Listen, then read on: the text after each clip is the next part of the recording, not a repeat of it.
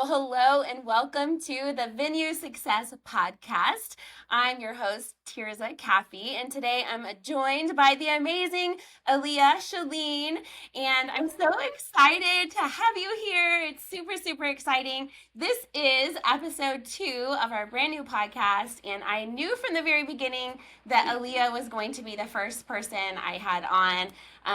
I'll tell you a little bit more about how we met in a minute, but before I get to our interview today, it's time for Crazy Stories with Tirzah because people have lost their minds. So today I want to share with you something that happened a couple of years ago, and I should have seen the red flag from the very beginning, but if any of you listening have ever experienced this, there's sometimes these clients that come in that want to be your best friend, and they you have a great connection with them, but you're also being a great salesperson, so you're maybe being a little bit more friendly than you normally would. And I just remember this particular client, they were first responders, both the couple. And I have a lot of first responders in my family. And so I felt very endeared towards them. I was like, these are going to be such cool people to work with. They're super down to earth. Well, the first kind of red flag was one time she came out for an appointment and she just walked right into our private, employee only, very clear employee only area. And she just made herself at home and she came and sat at our kitchen table. And I'm like, what the freak is going on here? She felt really, really comfortable. I had staff in there working and I'm like, okay, she's just friendly. It's fine. She's just friendly. Well, then not much longer, she sends us an email. She sends it to me actually. And she's like, hey, Tirzah, I just love you guys. You feel like family to me. Oh my gosh. And can I have a job? And I was Oh no. oh no. Red flag number 2. This is not a good situation. And Yeah. I was like, girl, I really appreciate that, but maybe let's circle back after your event and we'll see, but I think we just need to keep things focused on your wedding. And she goes, but Tirzah, I was really thinking it'd be a fantastic way for me to pay off my wedding if I could just work for you. I'm like, no, red flag number 3. This is not okay. What the heck is happening right now? So it just kept happening where she just really wanted to be our best friend. And so I got to the point where I'm like, I've got to put an end to this. And so basically I told her, I was like, girlfriend, let's really focus on she was trying to follow me in all of my social media, my private personal social media. And I'm like, what's happening here? So anyway, I kind of put some boundaries up with her. And all crazy people do with boundaries, she lost her mind. Oh, of course. So then all of a sudden, it was 2 months before her wedding, and she literally turned into a psycho. I'm like, who is this person?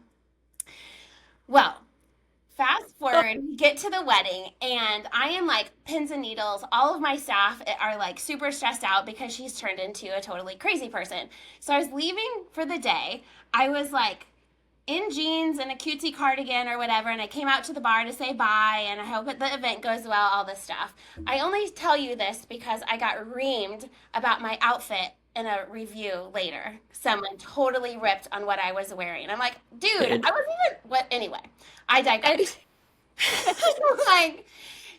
We get to the wedding, and she's exactly as we expected, totally stressed out, totally mean to everyone, everyone is dressed let's be as perfect as we possibly can. Let's bring our Southern hospitality and do great for this person.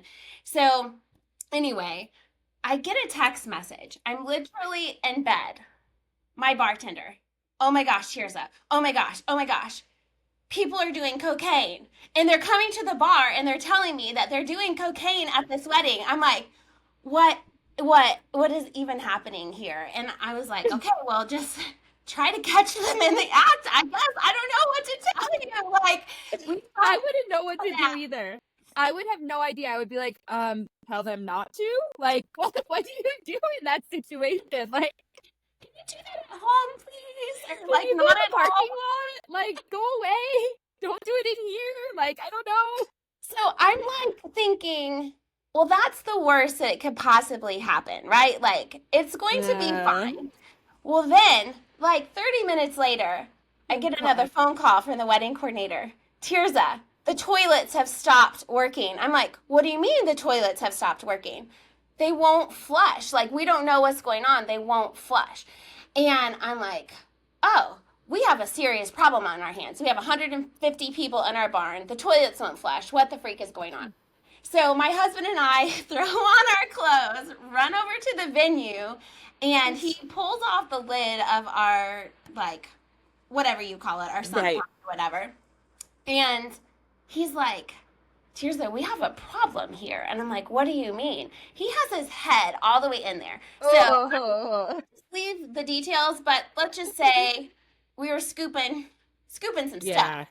and Yeah, trying to that's empty it not out so fun. we could see what was going on.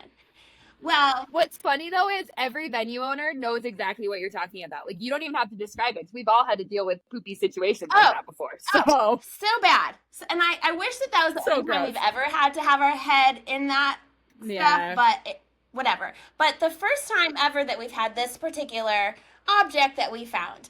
And so when I tell you that people have lost your mind, if you are new to venue ownership, just be prepared. But this is what happens when you create boundaries with crazy people. We found, here we go, corn on the cob that someone shoved down our plumbing. We Oh my found God. bridal flowers where they had ripped them apart and like shoved them and tried to flush them down. That is horrible. And we found I like didn't a see that rag. coming. Yeah, like a big like dish rag that someone had flushed down. And I'm like, so they literally sabotaged our plumbing. I'm like, what? Who My do you God. think you damaged, crazy person, in this situation? Who? Now you have no bathrooms. What did that do? So all of a sudden, people are peeing and pooping in the bushes at our venue. Oh It's my like God. it's something from a crazy, I don't know, movie. I don't even That know. is horrible. And So- what, like, that did nothing to, like, hurt you. That hurt them more. Oh, 100%, 100%. So anyway, the God. plumbing, we had to sit there the whole night, and the only way that we could get it to work was every time someone flushed, my husband had to scoop it out of the big Oh. container and like get rid of Yeah. it so that anyway, it was a terrible evening. That's horrible. Yeah. No. So anyway, But it doesn't end there, obviously. There's more to this obviously story. the best next thing to do is, well, let me tell you a little mistake I made. I took a picture of my husband with his head in the septic. Yeah. And, I was like, hashtag venue life, like, Yeah. I It's didn't funny say because, like, anything you gotta like, laugh about it. yes. I'm like, this is what happens when you're called in the middle of the night and, your toilets got sabotaged. That was the worst. Your Instagram, you do a lot of that stuff. Like, you do talk about, like, your problems and things that are happening. Like, you do a lot of reality moments to, like, show other venues, like, hey, it's not all sunshine and rainbows all the time. Girlfriend. Yeah. I mean, I think we do a disservice to people to make it look like that because it's not. Right. It's really, It's not. it's Yeah. a crazy life. Well, here, I guess this is what I would say, like, pointer, maybe some a little advice. Like, I probably shouldn't have posted that, knowing that she was a crazy person, Right. And, like, because she was following me in all of the places. Well, I never said her name. I never anything like that. But she got a little butthurt and she left us the most scathing, terrible, untruthful review ever. It was so bad. Of course, in the moment, you're pretty upset about it. And I'm like, oh my Yeah. God, it's true. So I'm a big believer in like powerful responses to reviews like that. 100%. 1,000,000%. And let me Agreed. tell you, I have sold weddings, probably at least 3 and maybe more, but 3 for sure, that have booked because they thought my answer to her crazy review was so great. They were like, I had one girl, this was just a few months ago, she goes, Tirzah, I read the response to your review and I was like, I want to work with that lady because she's awesome. That's amazing. I wasn't going to have it. Good job. Freak out all the time and they're like, what should I do if I get a bad review? I'm like, dude, who cares? Like, just Right. respond powerfully to them and move on because there's always going to be crazy people. Anyway, so Yeah. that was my crazy story for Yeah, today. that's pretty So- crazy. That's a good one. I didn't Yes. see the corn on the cob coming. I was like, what did they do to the bathroom? But yeah, that's pretty bad. I gotta say, Well, that's pretty just goes awful. to show you that they planned because, by the way, I've never served corn on the cob at my venue. That's just not our vibe. The corn on the cob, Like, you don't serve corn on the cob? This was like a planned thing. Like they stuck it in their pockets and they were like, here, let's shove it down the toilet. I don't even know. Can you see a bride like chewing corn on the cob on her wedding day? No, I and I had was a kind picture of of that. thinking that. I was like, corn on the cob's an interesting thing to serve, but you guys weren't even serving it. So We that's even funnier. No, which shows that it was premeditated, like damage, and I probably could have gone after her, but I'm like, I don't have any energy Yeah, in my life to no deal with that. more. I just Yeah, want her to go away. And then she ended up getting a bunch of her friends to go leave scandalous reviews as of well. course. And one of them was the guy that was like, I met the owner and she was dressed so unprofessionally. I'm like, dude, Dude, dude, get out go of away. here. Anyway, all right. Go So we away. can talk about crazy That, stories all day long, yeah, but that's wild though. it is Brides are wild. crazy. Aleah and I met a couple of years ago because there's so many like wedding venue owner Facebook groups, and most of Okay, them well, are. I didn't realize how many there were until I started joining, and I was like, "Whoa, there's a lot." But it's also like I recommend it to everyone. I was like, if you're starting a new venue, go join every Facebook group you can because every group has different things that they teach you and different people in it. And like I've met so many different people from these groups that it's actually been really incredible because I learned so much just from Yes, Facebook. yes, and friends that you'll meet at different conferences and things like Yeah, that, like which is so very cool. I mean, most of the time now, like some of those groups are kind of off the rails. And I'm like, you're asking what? I don't even understand why yeah, you're asking that and you own a business. Like I'm super, super confused. But anyway, but Aleah, like I would see the responses that you would make like in some of these groups and yeah. like I vibe with her, like I totally get it. I Like felt the same way. so anyway, we met at the wedding MBA actually last year, Yep. and it was really great to finally meet you in person. And you're as amazing in person as I thought that you would be when we met Thank online. you. So tell us, this season of the Venue Success podcast is all about like introducing people to venue owners from across the nation because I really think that we could learn so much from each other, just Yeah. even hearing our stories. It's so interesting and just encouraging as well. So I'm going to stop talking for a little bit and just hand it over to you and tell us a little bit about your origin story and just a little bit about your venue as well. Awesome. Okay. So my origin story is a little bit different. So my parents actually bought the restaurant when I was 10 years old. And it was fun growing up there and like getting to experience everything. But I always said I did not want to own a restaurant. I did not want to live in the little small town that our restaurant was in. I was like, because my grandparents owned restaurants and like no one was really successful at it, like in the nicest way possible. Like it didn't work out for them in the long run. So for me, I always saw it as not a success. So I was like, I don't want to do that. I went to college. I was going to go off and do all of these things, and I had all these plans. Well, in 2013, we actually were on the TV show Bar Rescue. So Bar Rescue came in. I saw it on the TV, and I ran downstairs and told my mom. I was like 20 years old. I was like, Mom, we should go on Bar Rescue because they were actually in the process of filing bankruptcy. So I was like, maybe it can save us. Let's try. So we ended up going on Bar Rescue. It felt like we sold our souls to be on television. That was a lot. If anyone watches the episode, you will see my parents both, they drink a lot. That's always been their problem. They're both sober now, but that was something that happened back then. So for So me, what I season never was wanted, that, Aleah? Like if someone wanted to look it yeah, up, what season? it's season 3, episode 9. It's called A Horse Walks Into a Bar. So yeah, you can watch it on Amazon, I believe. It's not, you Okay. can't watch it free anywhere. We were actually the #1 rated Bar Rescue episode for like a really long time. So also, and I'm just going to go to that real quick and then come back. But so when I had no idea the social media following that I would get from Bar Rescue in 2013, now I would totally know. But in 2013, like social media wasn't quite like as big as it is now. Dude, I literally, Facebook asked me if I was a celebrity. I had got thousands of friend requests. It was scary, honestly. People were showing up at the restaurant looking for me. I was like, okay, this is weird. Like, no, Aleah's never working again. Don't come here. I had people from prison write me letters. They saw it, and their parents are also alcoholics, so we could hang out when they get out. And I was like, oh no. But anyways, so yeah, Were social you media is actually crazy. on the episode? Yes. Okay. Yes, I'm the daughter.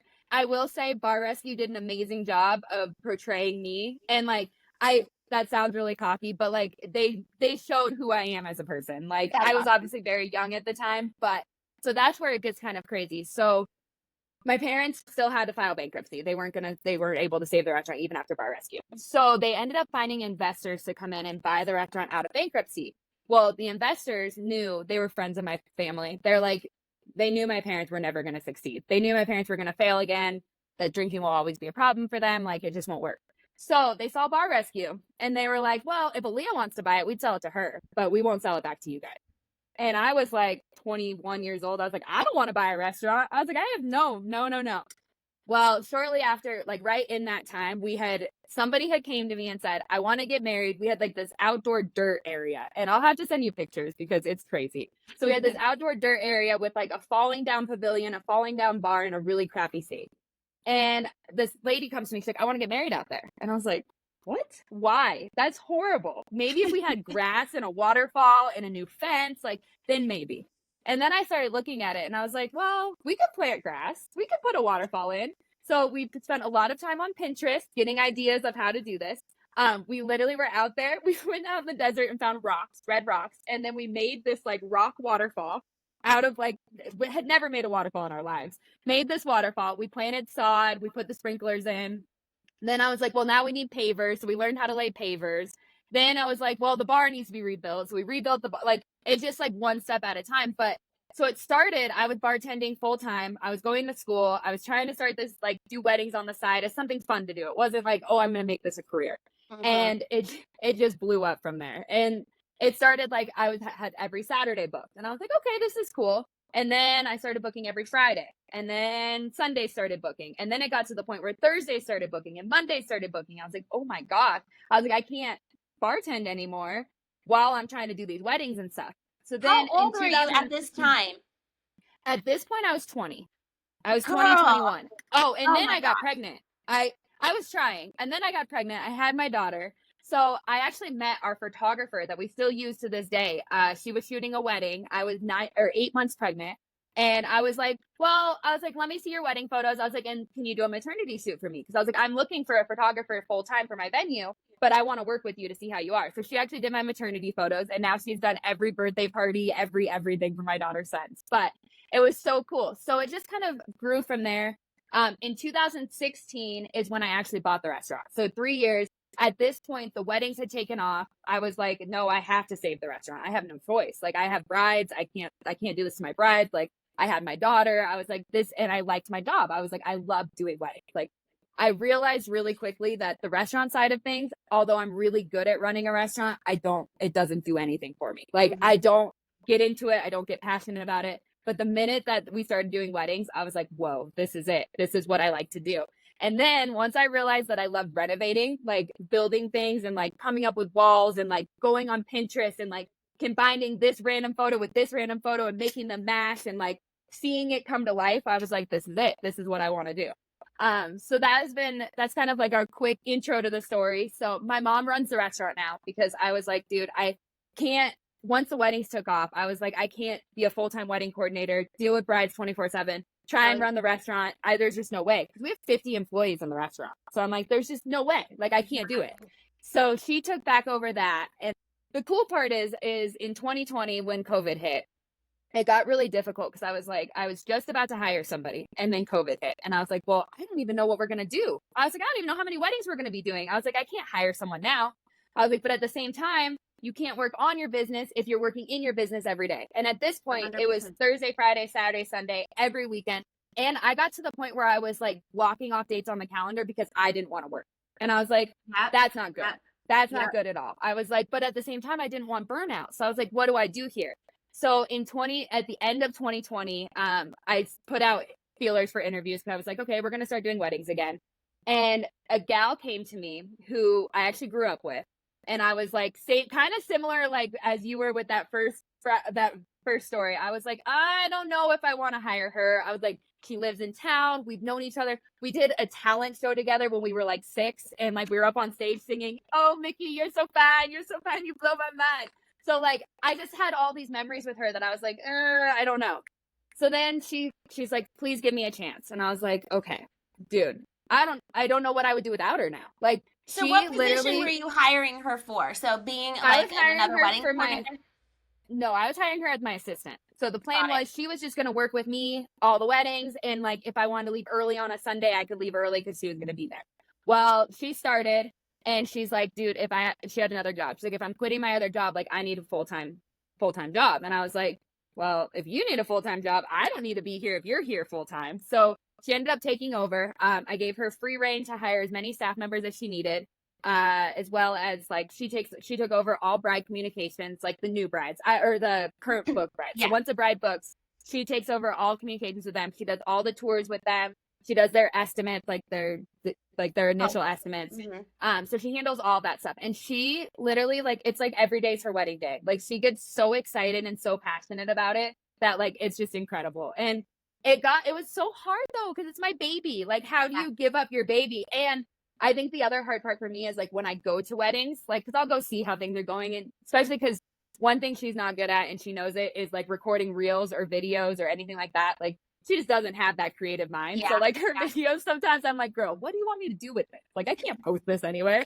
So I try and go. But the problem is everyone asks me, they're like, Aleah, what do we do? What do we do? And I was like, you have to ask Alicia. I was like, you cannot ask me, because if I get in her way, then it's just going to cause chaos. I was like, and then Yeah. I do things differently than she does. And although her way is perfectly fine, it hurts me inside sometimes to watch it, because I'm like, I want it to be this way. But she's the one that's there day in and day out. I had to give her that creative control of like, you control your staff, because staff can't be held accountable if you're not there. So like, if I'm the one that's holding people accountable and I'm not there, it doesn't work. Like, you have to be there. So it's worked out really well for us. I've tried not to micromanage her. I will sometimes be like, do you think that's the best way to do it? Are you sure?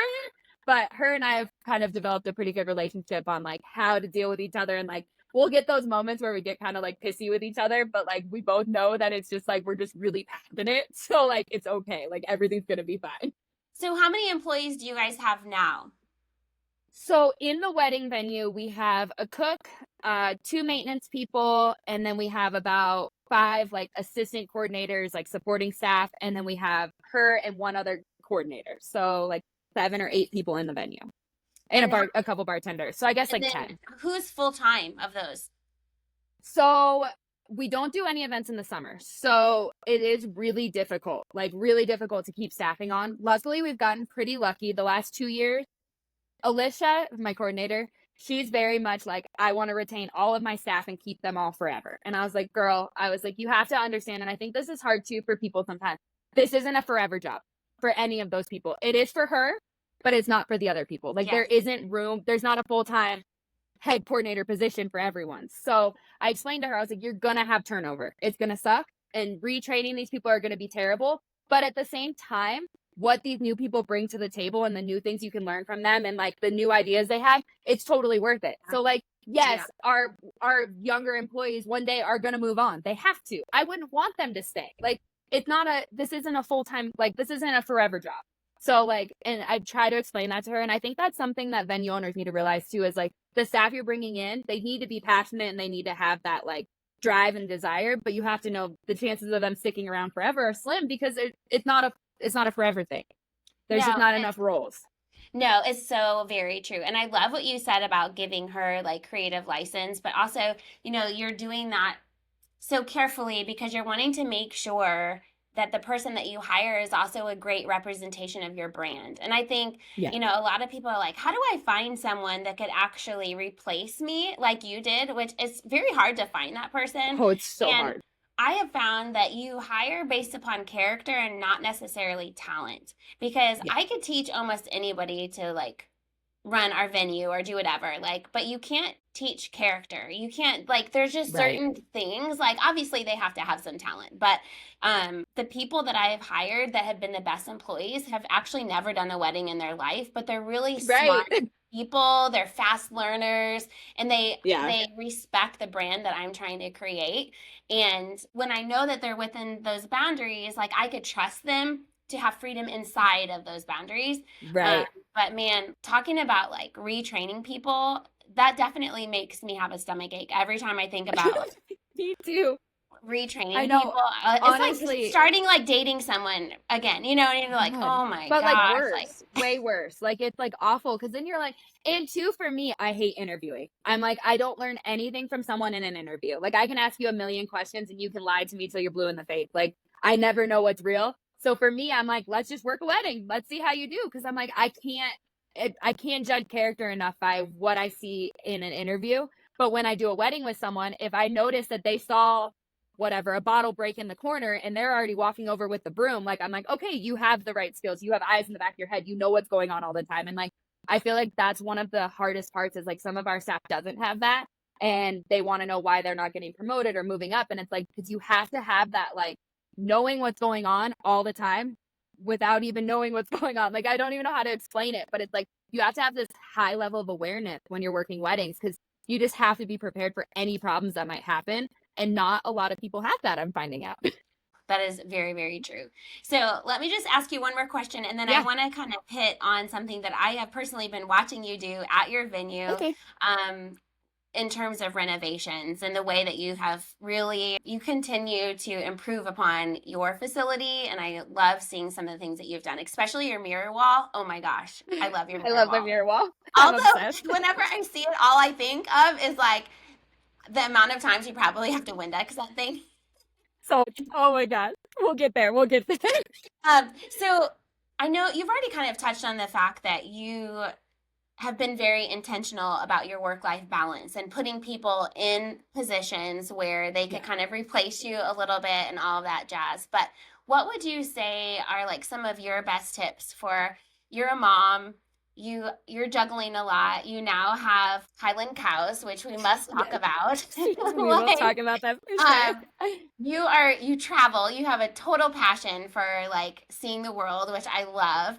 I live vicariously through you all of the time. Was it recently you were like with elephants somewhere? I don't even know. Yes. Yes. We were just in Thailand. Yes. So Oh, for me, so first thing I'm going to say is work life balance doesn't exist the first 5 years. Like for me, it wasn't the first 10 years, but for a venue to be successful and for you to be able to know how to solve every problem, you need to be in it, doing it, and knowing exactly what's going on. Because honestly, like a perfect example for this. So my boyfriend runs a dude ranch and his bosses have no idea what it takes to run this ranch. And when he talks to them, I'm like, oh my God, I would feel so bad for Alicia if when she called me, I had these horrible solutions because I don't know what's happening. But for me, I've done over 500 weddings. I know most of the time, like when she called me, I'm like, here's what you do. Like I have the solution right away. If I mhm. didn't have that experience and those years of working in the trenches and like building the venue the way I did, I would never be able to do that. Like I would not be able to help her and solve her problems.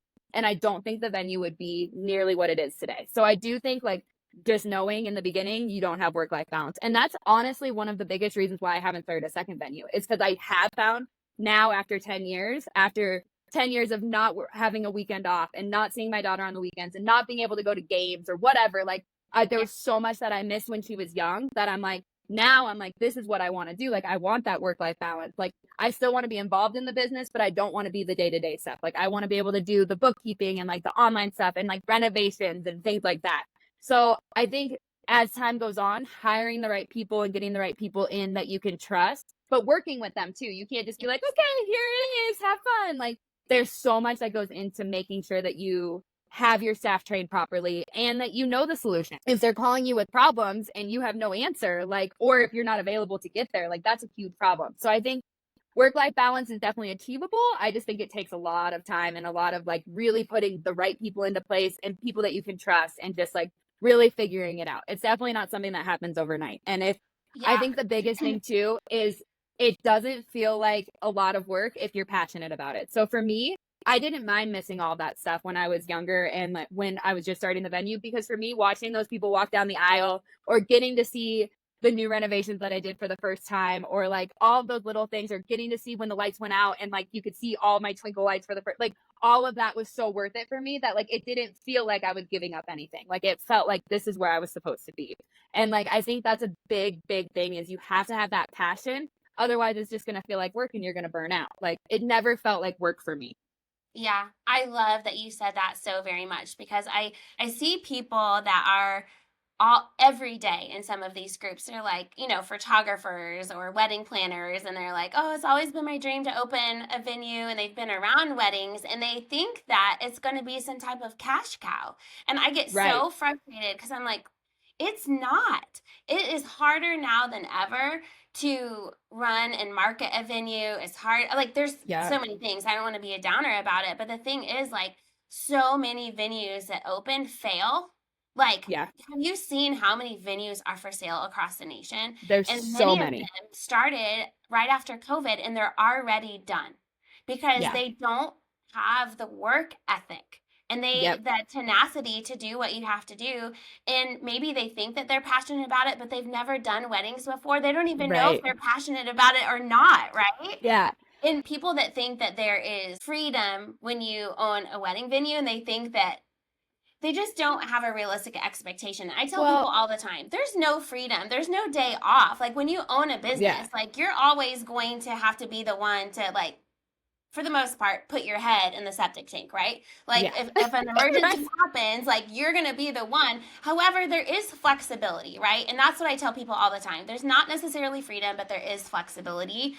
Yep. You get to the parts of entrepreneurship that I love is like being able to not have the boss, like, you're the boss, like, I think that there's something wonderful about that for me. Like, I think I'm unemployable at this point. Like, I Right. really could I never. couldn't do it. Honestly, Like, I couldn't work for someone. Like when people around me are like, "Well, let me talk to my boss about it." I'm like, "Oh, you can't just do it?" I was like, "No, can't do it. Nope, won't work for me." Like I yeah, have to be you're able to just do it at this exactly. point because that's just how I've always operated. Like I've never I mean, my parents were my boss when I was a kid, but like even then I was bossing them around. They weren't bossing me around. So like I've always been my own boss. I'm like there's Uh-huh. just literally no way I couldn't have a boss. Like I couldn't do it. Like it would stress me out. But at the same time, it's kind of funny. So one of the questions that you had listed was about challenges. And like I was thinking about it last night. I was like, what is my biggest challenge with owning a venue? And it was kind of cool because I really couldn't think of anything that I was like, wow, that's a hard challenge. And then I was talking with my boyfriend and daughter about it, and they were kind of listing things. And I was like, those are just normal everyday problems, like which are like the photographer not producing the way they're supposed to, or they didn't love their florals, or they didn't email back or whatever. Like those are all little challenges, but at the same time, those are all fun. Like I like fixing that stuff. Like I like handling those problems. And like I think that's one of those things that like if you build your business the right way and you have the passion, those challenges are they're nothing. They're just okay. And even like the septic tank. Like yeah, it sucks when stuff like that happens, but it's not like, "Oh my god, the world is ending." It's like, "This sucks. We got to go stick our head in a septic tank, but like let's just go get it done." And like a lot of Exactly. people don't have that passion and that drive and that desire, and like I think that's so crucial if someone does want to open a wedding venue to make sure that you're okay with that kind of stuff. Like weird stuff's gonna happen all the time. Like your staff's gonna do things that you're like, what the frick were you thinking? Why would you do that? And the bride's gonna do things that you're like, why? Why did this happen? Why did you put corn on the cob in the toilet? Like just weird stuff like that. Like there's always weird stuff. Or like you're gonna have assistant coordinators call in 5 minutes before the wedding's supposed to start. And like things like that are going to happen, but they don't feel like challenges if you are like really passionate about it. It's just like, okay, cool. Let me figure out how to fix this. I will say one of the worst times I think I had though, we have two cooks. And so we cook our steaks on the open grill. And I was in New York and I got a call. Both of my cooks tested positive for COVID. It was Oh my. right after COVID, like the big COVID stuff. And so I'm calling every single person I know. I called my brother, I called my dad, I called literally anyone I know that could cook a steak. I was like, I need you to go cook me a steak right now. And or 150 steaks. But still, I called everyone I knew and I spent hours on the phone calling everyone. Finally, my mom's boyfriend, I think, was the one that ended up doing it. But it was like that was very stressful, obviously. Like the wedding was in a couple hours and I had no idea who was gonna cook these steaks. But at the end of the day, like, yes, it sucks spending 4 hours on the phone. But at the same time, like, I thrive in those situations. Like, I Yes. like fixing it. Like, and I love when I come up with a solution. I'm like, heck yeah, I solved this one. I got this. We're good. Like, it's exciting for me. And it's not like, oh my God, I'm so tired. That was a lot of work. It's like, no, I finally did it. Yeah. Yes. Yeah. Let's do this. Yeah. Now we can go do the rest of our day. Like, it's just, Uh-huh. I don't, it's, the passion has to be there. And if you don't have that passion, you just should not. Don't do it. Don't do it. No, Run fast. exactly. Man, you hit on so many amazing things, but I think that if you are the type of personality that naturally freaks out about small things, you shouldn't own a venue. Like, or No. you need to put someone else in a position where they are the front facing, like GM that's dealing with that Right. kind of stuff. But if you will literally kill yourself if you are Oh yeah, freaking out 100%. about little stuff all of the time. Like, they say all the time that people that have like childhood trauma are really good in these instances. And I'm thinking about you and I and knowing our stories a little bit. And it's like, it's probably our trauma that keeps us so calm in these instances because you're like, I like super thrive in like I'm chaos like, and trauma. yeah, Like let's it's do fine. it. Like I get the worse it is, the more calm I become. We had a Right. tree fall Well, in our venue in 2016, and I was just like, I was my best self in that time. I was right. just I'm like, I got this. It's gonna be fine. Like the Right. tree is through the house. It's fine. It's fine. Well, it's going to be fine. It's gonna be fine. We'll get it. We'll figure it out. Everything's gonna be Okay. fine sooner or Speaking later. of, oh my gosh. So speaking of, we'll save that for the trauma season. Right? Can't wait for that one. Let's talk about renovations because this is something actually that's near and dear to me because we just spent $250,000 at my venue putting in renovations that they just had to be done because Right. it's just the cost of doing business sometimes and trying to figure out like what are today's couples looking for and Right. how to when you not that you could change with the wind all of the time, but really having that close eye and knowing what today's couples are looking for and being able to have little elements where you can touch on it, but maybe we're not going to build a greenhouse on our property, that's not feasible, but there are some ways that we could integrate aspects of that. So tell me about how, number one, you've been able to decide if it was a good financial investment to do that renovation and how you decided what, like, for instance, like your mirror wall. It's become like a staple, I feel like, at your Yeah. venue. Like it's kind of your thing. How did you decide to do that? And yeah, tell me a little bit more about that. Okay. So first off, I'm gonna tell you. Oh, I'm gonna go into a whole renovation thing, but I want to tell you my biggest f up that I did. So I grew up with my parents who always told me it's better to ask for forgiveness than to ask for permission and get told no.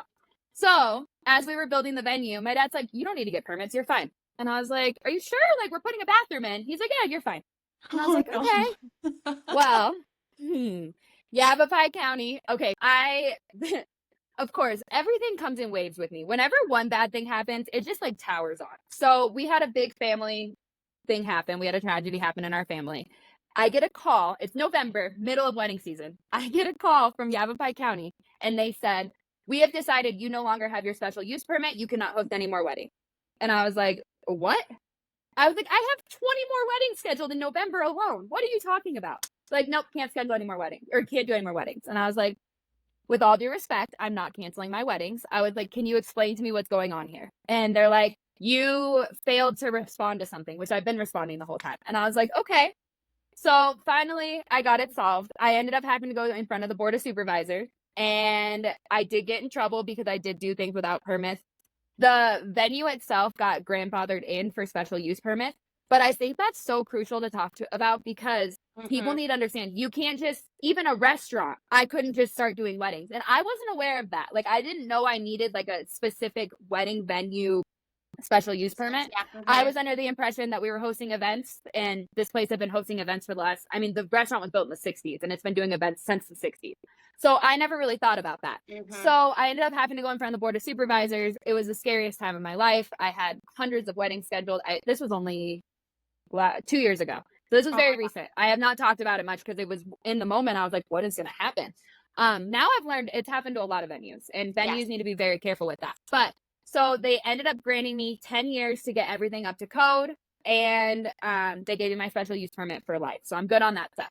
So now I'm in a predicament though, because in 10 years, I have to get everything up to code. I have like 8 more years.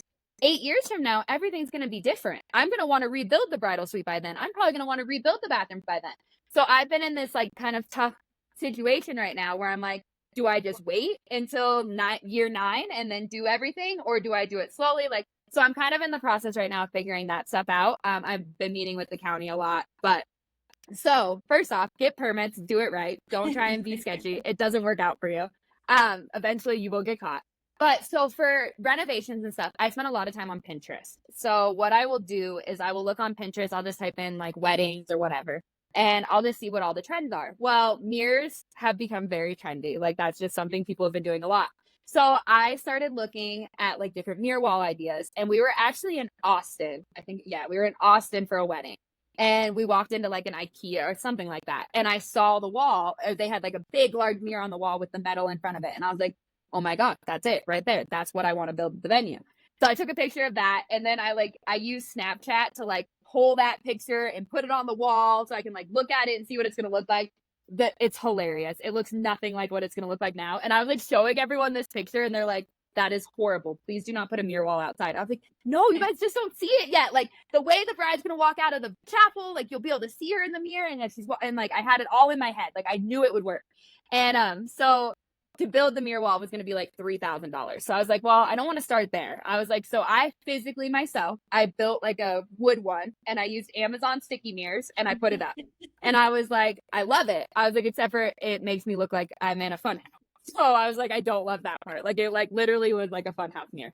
So I got really lucky. One of my best friends is a welder, and he also wanted to get married at the venue. So I was like, perfect. I was like, what can we do for trade out here? So he actually built my mirror wall for trade of some of his weddings. So I got really lucky on that one. But for the rest of the renovation, so I have one of my really good friends, Jake. He is awesome at renovating, and he loves doing it with me, so he doesn't charge me a ton. So when we are doing stuff, like we usually do it together. It's always really hard because when I come to him with these ideas, he's like, you can't do that. And I was like, yes, I can. Just watch me. I can do that. That's like my barn doors. I don't, you'll have to show a picture of them. But so I have like, I think they're like 12 foot, 13 foot. I don't even know. They're maybe 20 foot. I don't know how tall they are. They're very tall. So we have these giant barn doors, and we just had like the opening there. And I was like, I want giant barn doors here. I had seen it at another venue. People were taking pictures by barn doors. And I was like, I want giant barn doors. Like, that's what I want. Yeah. And he's like, you can't do that. And I was like, yes, I can. We're going to figure it out. Like, let's do it. So like I started texting other people. I was like, I need you to build me a track. I need you to do this.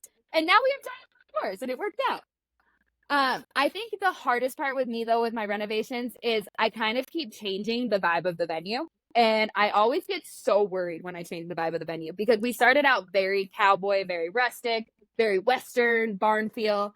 And now when people call us rustic or cowboy, we were actually up for best ranch venue. And I was like, please don't win. Please don't win. Please don't win. Because I don't want to be a ranch venue. I have no desire to be a ranch venue. Like, that's not me. And so as we've been going on, like we got rid of all the brown. Now we have black everywhere. But like, I will say that the trends change a lot. So we'll see how long that this black is in. But like right now, the black is kind of like the elegant, like it's in right now. And I have been trying to kind of change the vibe to hopefully get a different clientele. Not that I don't love our clientele, but the budget brides have budget attitudes. So like, I'm trying to kind of elevate the experience a little bit more, so that way we can get into more of that higher clientele. We're getting there slowly but surely. But it's an interesting process. The renovations, though, I love. It's so fun. I thrive in that now. It was funny in the beginning. I love doing weddings and like being a part of that stuff. And then as time went on, I was like doing renovations all day and then having to do weddings at night.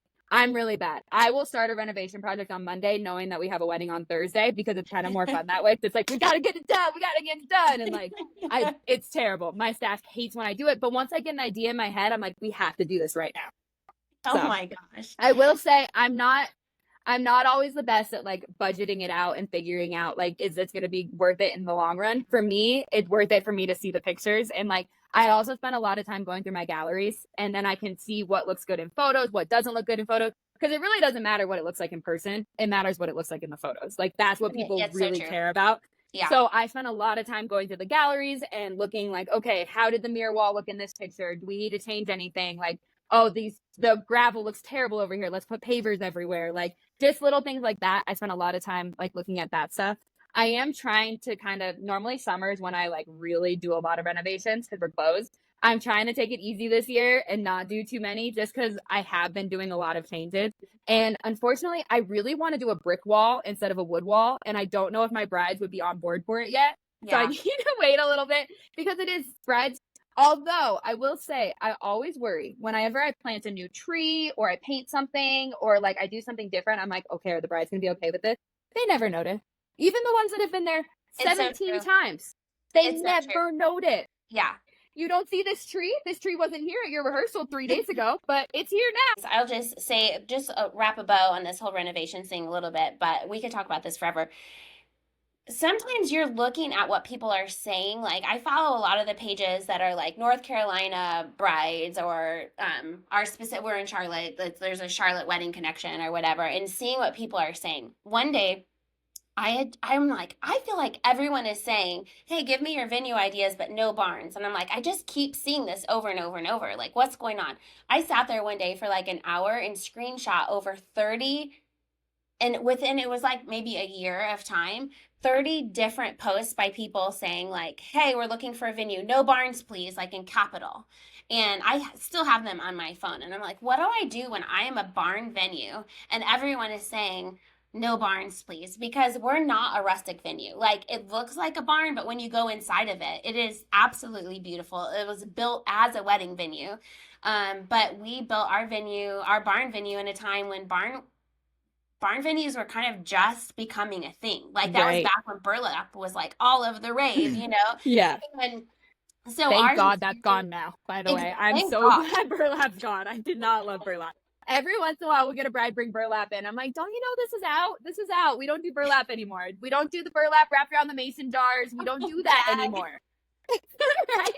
We will still pull out a random wood slice, but it's in a more that like, one's okay. yes, it's more of a subtle look. But basically what I was saying is like, sometimes there's an adjustment that you could make about the way that you present your venue that doesn't cost you hardly anything at all. And so for us, we just made a very strategic adjustment to not be marketing or even saying the word barn. Like, we call it our modern reception space. And like, and sometimes we have to say barn because it just is what it is. But like, we really tried to just lean into calling it our reception space. And also, we removed a lot of the pictures that are just the barn, because it's like, it's a wood barn, you can't, there's no way There's around only it. so much you can do. Yeah. Yeah, but we have these incredible gardens, and like, we spend a lot of money on our gardens. And so a lot of brides were asking, because this greenhouse thing is so popular right now, we're like, well, that kind of goes with our gardens feel, they love the greenery, they love the flowers, the nature. And so everything about our venue kind of like, we really lean hard into our gardens. And it's really incredible how much that helped, just kind of knowing who we are. We didn't change like you can't change the, like your reception space, but just the way even we talk about it really, really helped. But then one of the renovation that I told you about that we did, like, we wanted to add some more glam in the barn, because people were looking for chandeliers and all this kind of stuff. And so like, this addition that we did on the backside of our barn is modern. It has these beautiful 5 like crystal chandeliers. And so we're just trying to lean into more of the glitzy glam luxury and the gardens. And that was a really good adjustment for us to make. And I think also now we have a backup space for indoor weddings, which makes a really big difference as well. So you have to think about like, the renovations that you're making, are they actually going to increase your revenue? And I think that's hard for people like you and me that are all about the love of the chase. And like, but you really going to be spending $250,000. You need to make sure that it's something substantial that's going to help you book more weddings. So anyway, I have so enjoyed having you on today. For our listeners, tell us how they could follow you. Tell us if you want to, your venue name, and tell us how they could stay in touch with you. And also, Aleah is an amazing podcaster as well. She has another podcast hopefully coming out soon. We were just talking about this, but tell us how they could connect with you. Yes. So feel free to, if anyone has any questions or anything, obviously some people will relate to my stories, some may not, but if you have any questions, feel free. You can call me, email me. If you Google the venue at Chilleens, which I'm sure there'll be a tag somewhere. My phone number actually popped right up. So as of right now, working on changing that eventually. But right now I like doing the new inquiries. So we're on Facebook, Instagram, all the fun stuff, the venue at Chilleens. And yeah, we're here for you guys. Any questions you have or anything you might need to know. Awesome. Yeah. So in our show notes, we'll put all of the tags for her social media, and definitely go give Aleah a follow. So thank you so much for being on today. Have a great day.